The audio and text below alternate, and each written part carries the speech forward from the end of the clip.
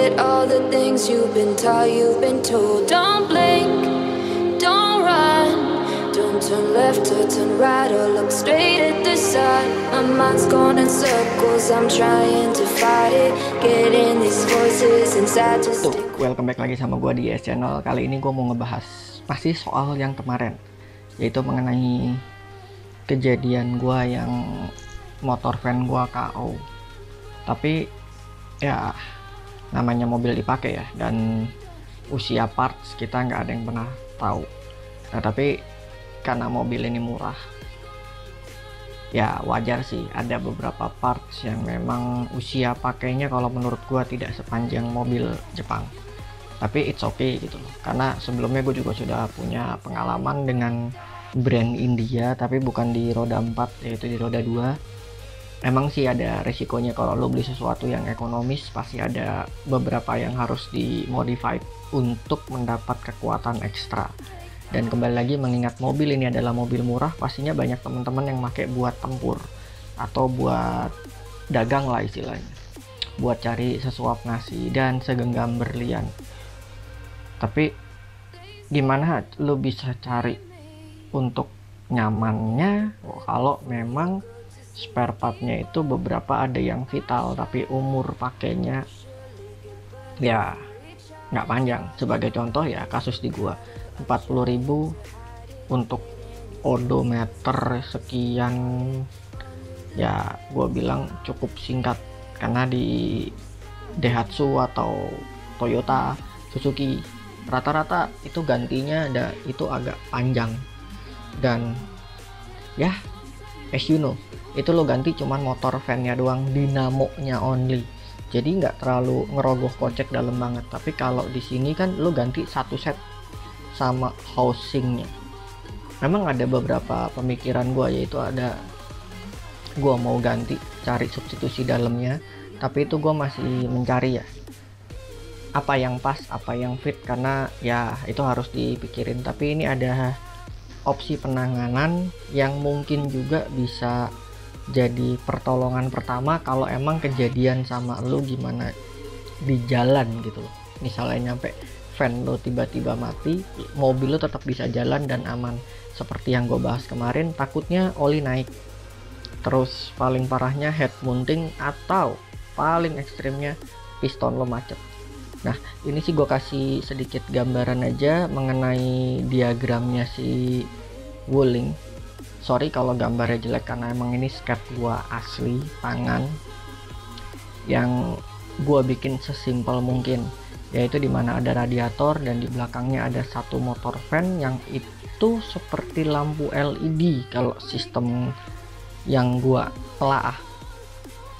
Kemungkinan pada saat kondisi tertentu dia muternya pelan, pada saat kondisi tertentu dia muternya kencang, karena dia hanya satu fan untuk AC dan untuk radiator.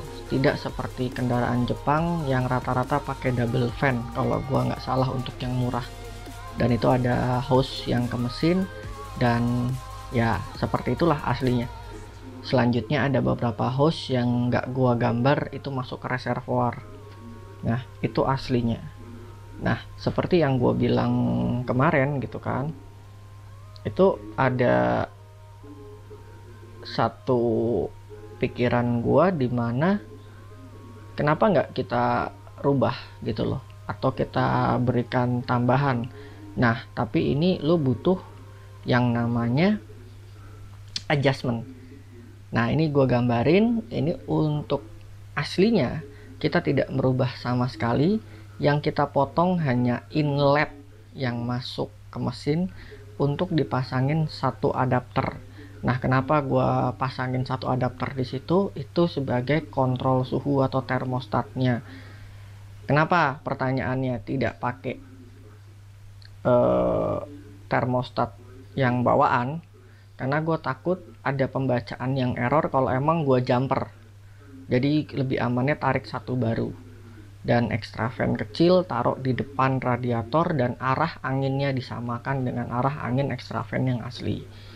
Nah fungsi termostatnya ya sebagai pembaca untuk motor fan tambahannya.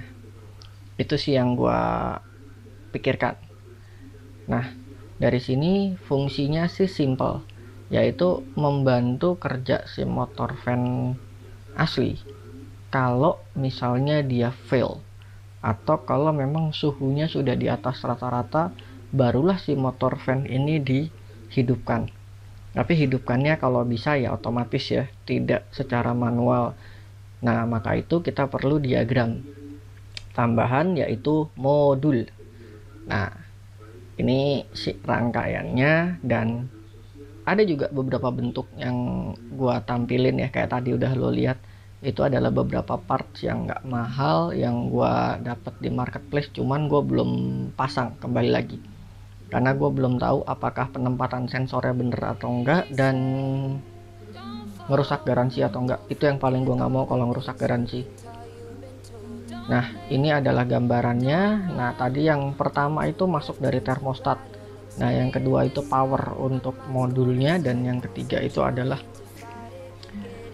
power untuk motor fan. Itu biasanya penempatannya bisa kebalik, power untuk motor fan dan power untuk modul, tergantung dari tipe modulnya. Tapi intinya ini adalah trigger otomatis. Pada saat mencapai di derajat tertentu, si motor fan itu akan muter dengan sendirinya. Itu yang menjadikan si motor fan ini bisa muter. Nah, perbedaannya cuma satu di sini, yaitu penempatan suhunya. Nah, ini yang harus dicari tahu sama-sama, kira-kira di berapa derajat motor fan asli itu muter. Jadi in case dia muter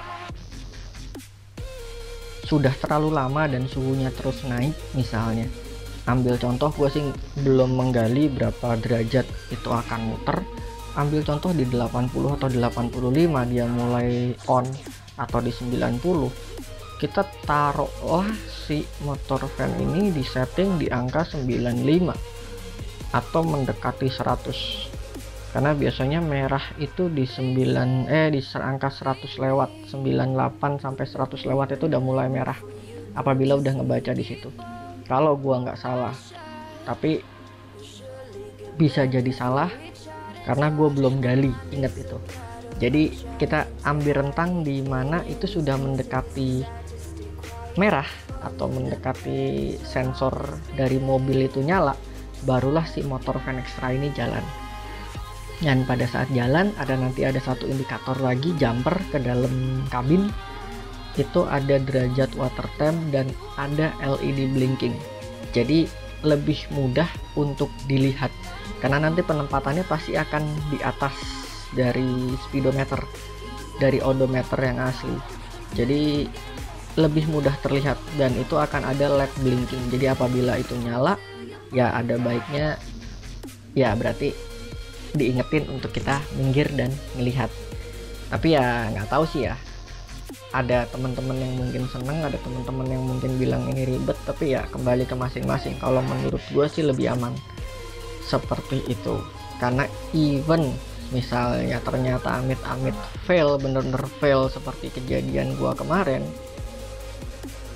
mungkin sih model lim home-nya akan tetap hidup, mesin tuh pasti akan rasanya hancur, blaur, nggak jelas, tapi mesin itu tetap dapat ya setidaknya suhu yang normal, karena dia mungkin ngedetect satu parts yang rusak, tapi dari satu sensor yang lainnya dia akan membaca suhu sensornya itu masih cenderungnya normal atau mendekati normal, karena mungkin kita juga nggak bisa samakan antara fan speed yang tambahan dengan yang original, karena ditakutkan satu dan lain hal, mungkin powernya kurang nanti mesinnya atau gimana. Itu hanya ingat sebagai temporary atau sebagai pelampung terakhir in case lo failnya di tengah kemacetan atau di tengah tol. Mau nggak mau kan lo harus bawa tuh mobil keluar dari tol dulu. Itu kejadian-kejadian itu yang kita tentunya antisipasi.